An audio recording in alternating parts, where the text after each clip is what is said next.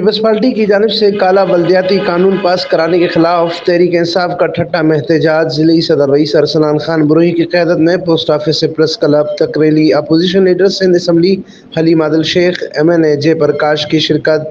Rally के शुरका की जानिब से सिंध पर मुसल्लत दौरे बल्दियाती निज़ाम के खिलाफ नारेबाजी की गई।